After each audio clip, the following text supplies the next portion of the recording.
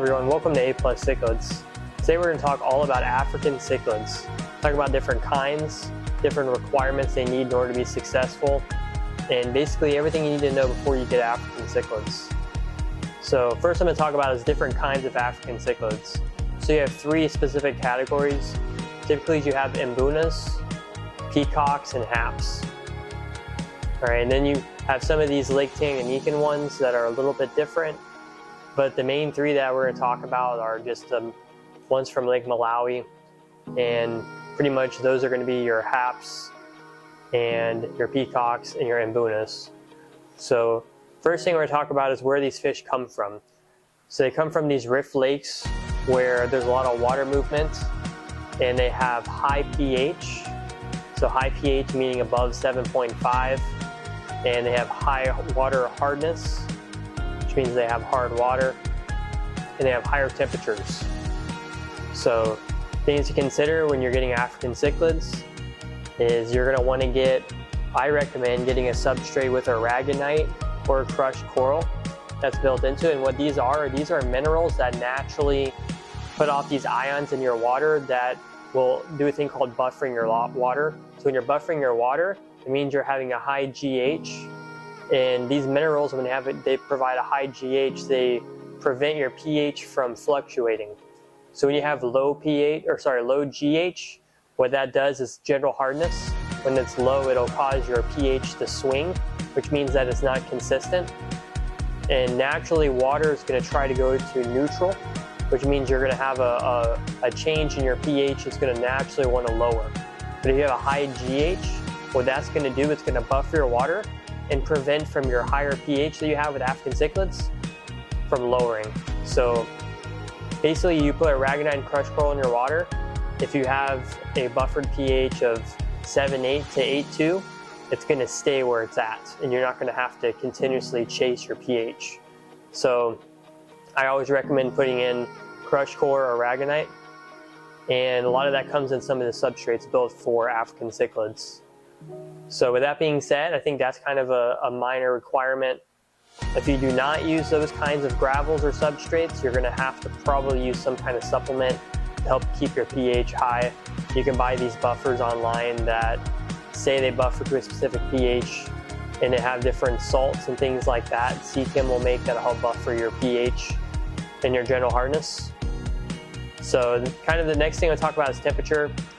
Just like any other cichlid, you're going to want to keep it like a 78 degrees or higher temperature, so you're going to require a heater.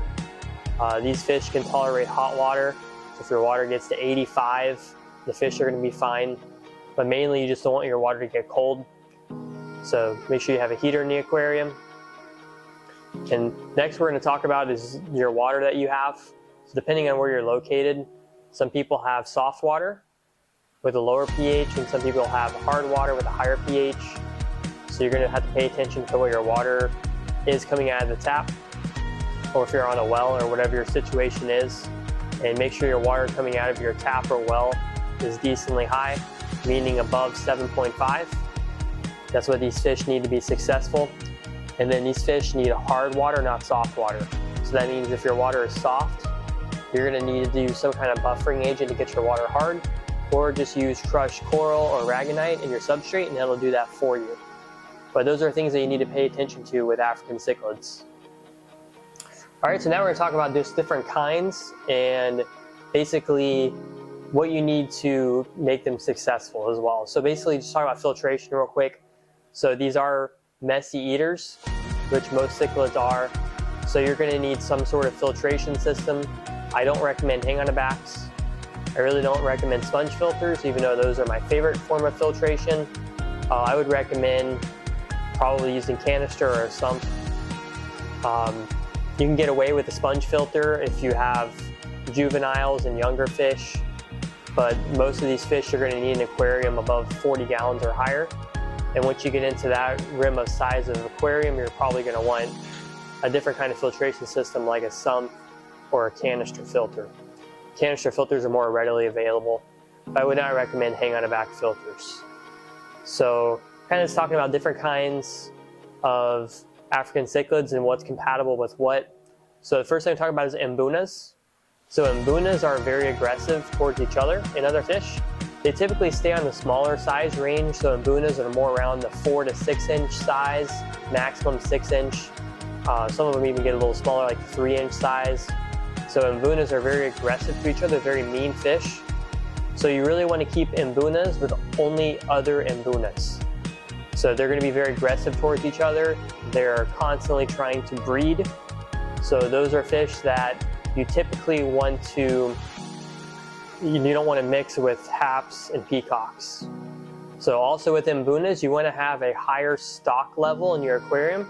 They call it overstocking, but basically what it is that means that they can't target and bully a specific fish.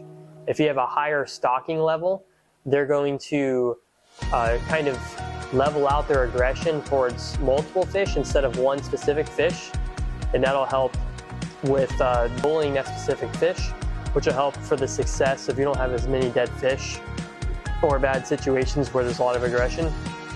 If you buy Mbunas, I would expect aggression, meaning if you want your fish to be nice and friendly, I would not buy Mbunas. Mbunas are constantly going to be fighting and chasing each other and stuff like that. All right, so next we're going to talk about peacocks. So peacocks are going to be your more color range types of fish where they have multiple colors on them, and peacocks get a little bit bigger. So typically peacocks, they have about 6 to 8 inches in size. All right, next we're going to talk about peacocks. So African cichlid peacocks are typically a little bit on the larger size. So they typically get 6, 7, 8 inches on a larger scale. Some of them are a little bit smaller, maybe 5 inches. So these fish, they're not as aggressive. One thing about peacocks though is typically their color range, they have multiple colors on them, and the males are very colorful and the females do not have a lot of color. So if you're buying a peacock, there's a good chance that you're going to have a lot of color on the male, and then the female is going to be just silver or just gray. So that's one thing to keep in mind when you buy them. The other thing about peacocks is the way that their color ranges work. They have dominant and subdominant. So your dominant males are going to have more color, and your subdominants are going to have less color. And something that's really cool is they create a social hierarchy inside the aquarium. So the fish next to me, so these are actually Haps. They're not peacocks, but they have the same process as far as building a social hierarchy. So if you look and see, there's some that have more color and some that have less color.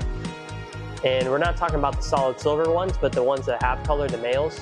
The most dominant male is going to have the most color and show the most colorations, and then the subdominant ones are going to have less color.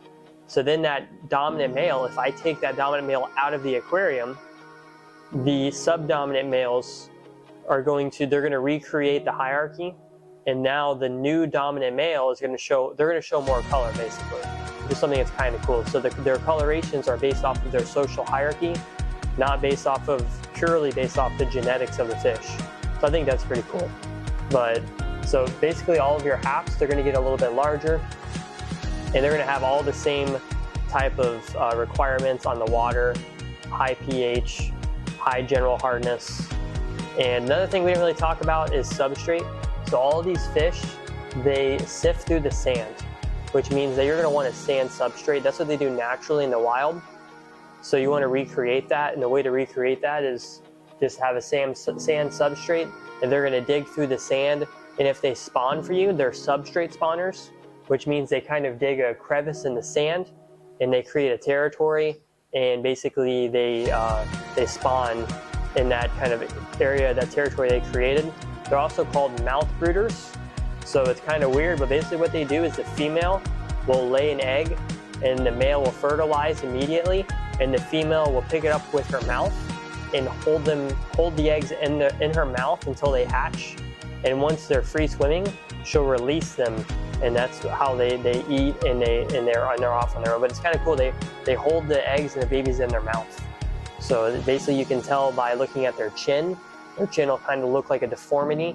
They actually have eggs down underneath their chin that they're holding. So something that's pretty cool about peacocks and Haps and all African cichlids as a whole. So then next we'll talk about Haps. So Haps are very similar to Peacocks. They have the male with the dominant colors, and then the females typically are just silver or gray or a dull color. And they get a little on the larger size scale as well, so they get that 6, 7 inch, some 8 inches. And they're a little less aggressive. So Peacocks and Haps are a little less aggressive. They're more aggressive just during spawning time. So like these guys here, they're spawning, so they're kind of aggressive towards each other. And basically African cichlids, you want to kind of do an overstock type of stocking level so they can level out their aggression. Same with Peacocks and Haps. It helps them create a social hierarchy and things like that. So if you do go with the overstocking method, you are going to want to have a good filtration system again. And I'm trying to think of anything else. I recommend a wave maker with African cichlids. They come from rift lakes where there's a lot of water movement. And you want to recreate their environment in an aquarium the best you can. So having a strong wave maker is going to have that water movement that's going to be similar to their natural environment. Also, the added benefits of adding oxygen to your water with the surface agitation and things like that. Water changes with African cichlids, they are messy eaters, so you want to make sure you're doing periodic water changes based off of your stocking level and your water volume and your feeding routine. So typically weekly at the most frequent a level of water changes to every 2 weeks. And you can do, with cichlids like this, you can do large water changes. So doing a 60, 70, 80% water change shouldn't be a problem. These fish are very curious. So I would also be careful if you have juveniles. Make sure you have some kind of sponge on your inlets for your filters so they don't get sucked up. And they're constantly going to be moving around the aquarium and exploring. So I think these fish are very good for most fish keepers. I do recommend having a 40-gallon aquarium or larger for all African cichlids, just so they have enough room to get to the size that they need to be, and you can have better water parameters for them to be successful in. And I think sand is very important as far as substrate. I don't think they do very well with gravel.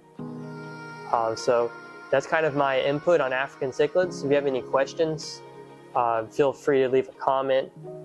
Check out our Facebook page and check out our eBay page if you want to buy fish from us. We do have some Peacocks and Haps and Mbunas for sale right now. So check us out. Hope you guys have a great day. Thank you.